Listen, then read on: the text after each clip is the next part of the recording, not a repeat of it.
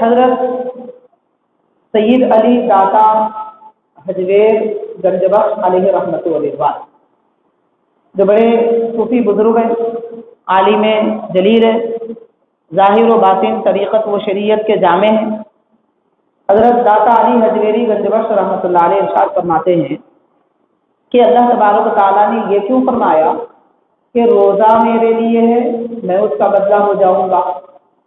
روزے کے متعلق کیوں فرمایا؟ جبکہ مشہور بات تو یہ ہے تمام عبادتوں میں افضل ترین عبادت نماز ہے، حدیث پاک میں، اور تمام ذکر میں سب سے افضل ذکر کلمہ طیبہ لا الہ الا اللہ ہے۔ پھر روزے کے بارے میں اللہ نے یہ کیوں فرمایا کہ روزہ میرے لیے ہے، میں خود اس کا بدلہ ہوں؟ تو حاضرین، حضرت داتا علی حجویری رحمۃ اللہ علیہ ارشاد فرماتے ہیں اس کی وجہ یہ ہے کہ روزہ ایک باطنی عبادت ہے۔ آپ نماز پڑھتے ہیں، نظر آتا ہے نماز پڑھ رہے ہیں، زکوٰۃ دے رہے ہیں، نظر آئے گا، کوئی نہ دیکھے کم از کم جسے دے رہے وہ تو دیکھے گا، کیونکہ لینے دینے کی اس میں ضرورت ہے۔ لیکن روزہ ایک ایسی عبادت ہے کہ یہ باطنی عبادت ہے، اسے کوئی دیکھ نہیں پاتا۔ بس روزہ رکھنے والا اگر ظاہر کرے کہ میں روزے سے ہوں تو ہی روزہ دکھے گا، روزے کے بارے میں معلوم ہوگا، ورنہ روزہ ایسی عبادت نہیں ہے کہ جس میں کوئی خاص ارکان ہو، جس میں اٹھنے بیٹھنے یا عمل کا تعلق ہے، نہ کھانا اس کا تعلق ہے۔ مان لیجیے کچھ دیر کے لیے کہ روزہ کھانے کا نام ہوتا تو پھر بھی نظر آتا، کیونکہ یہ نہ کھانے کا نام ہے، کھانا پینا باقی سب چیزیں ترک کر دینے چھوڑ دینے کا نام روزہ ہے۔ تو روزہ ایسی عبادت ہے کہ یہ باطنی عبادت ہے، نظر نہیں آتی، اس میں ریاکاری کا اندیشہ نہیں ہوتا۔ حضرت فرماتے ہیں جس کا ظاہر کے ساتھ کوئی تعلق نہیں ہے، روزے کا تعلق ظاہر سے نہیں ہے، دیکھنے سے نہیں ہے، اس لیے یہ بات پتہ بھی نہیں چل سکتی کہ کسی شخص نے روزہ رکھا ہوا ہے یا نہیں ہے، خود بتائے تو معلوم ہوگا ورنہ معلوم نہیں ہوگا۔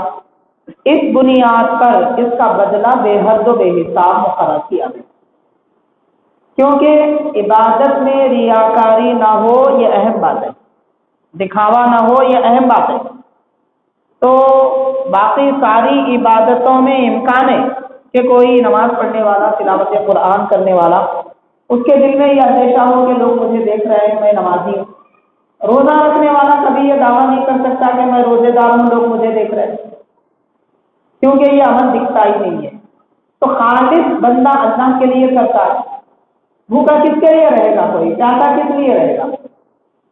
اگر کسی آدمی کو بھوک پیاس برداشت نہیں ہوتی تو بھی وہ برداشت کر کے رہ جاتا ہے، تنہائی میں جا کر پانی نہیں پیتا، کھانا نہیں کھا لیتا، دو لقمے نہیں کھا لیتا، کیونکہ اسے معلوم ہے اللہ تعالیٰ دیکھ رہا ہے۔ اللہ کی خاطر بھوکا پیاسا ہے، کسی اور کے لیے نہیں ہے۔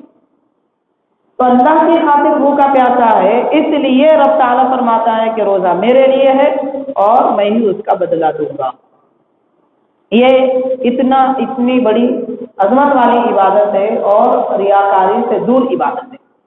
حضرت اور ایک بات فرماتے ہیں داتا علی حجویری رحمۃ اللہ علیہ کہ علماء نے یہ بات بھی بیان کی ہے کہ جنت میں انسان اللہ تعالیٰ کی رحمت کی وجہ سے داخل ہوتا ہے، اپنے عمل کی وجہ سے کوئی جنت میں نہیں جائے گا، یہ یاد رکھیں، کوئی یہ نہیں کہہ سکتا۔ یہ اور بات ہے، حدیث پاک میں آیا ہے، قرآن مجید میں آیا ہے کہ ایمان رکھنے والے آدمی کو جنت ملے گی، نمازی کو جنت ملے گی، وغیرہ وغیرہ، یہ سب اپنی باتیں ہیں، لیکن ہم یہ دعویٰ نہیں کر سکتے کہ میری نماز کی وجہ سے میں جنت میں گیا یا میرے کلمہ پڑھنے کی وجہ سے میں جنت میں گیا۔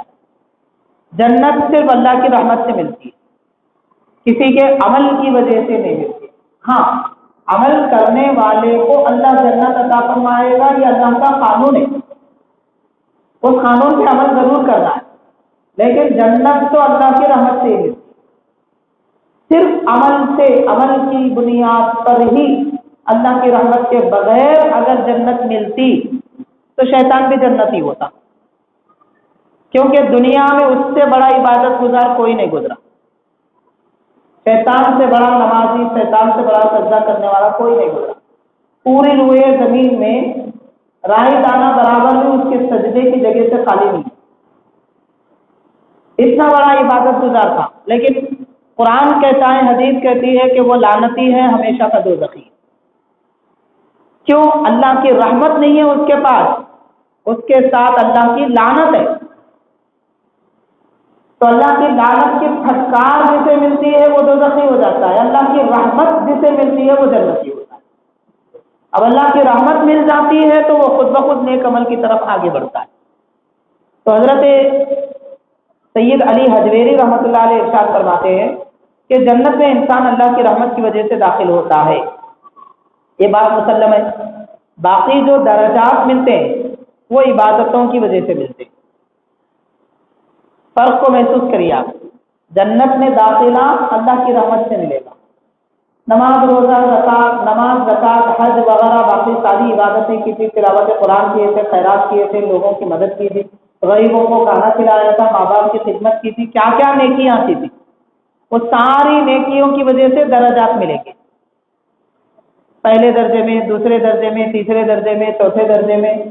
جنت کے 7 بڑے بڑے درجے ہیں، اس میں اور ہزاروں درجے، 7 طبقات ہیں جنت کے، اس میں اور ہزاروں لاکھوں درجات ہیں۔ تو نیک اعمال کی وجہ سے درجات بلند ہوں گے، آئیں گے جنت میں اللہ کی رحمت کی وجہ سے، نیک اعمال کی وجہ سے درجے ملیں گے، اور روزے کی وجہ سے جنت میں ہمیشہ رہیں گے۔ جنت میں جانے کے بعد واپس نہیں آئیں گے، کیوں؟ اس لیے کہ وہ مسلمان روزہ رکھتا ہے، تو جنت میں دائمی مقام ملتا ہے روزے کی وجہ سے۔ یہ حضرت داتا گنج بخش علی حجویری رحمۃ اللہ علیہ ارشاد فرماتے ہیں۔ اس لیے اللہ تعالیٰ فرماتا ہے الصوم لی وانا اجزی بہ، روزہ میرے لیے ہے، میں خود اسے بدلہ دوں گا۔ کیا بدلہ؟ بدلہ یہ کہ وہ ہمیشہ جنت میں رہے گا۔ درجات تو باقی اعمال کی وجہ سے ملے گی، عبادتوں کی وجہ سے۔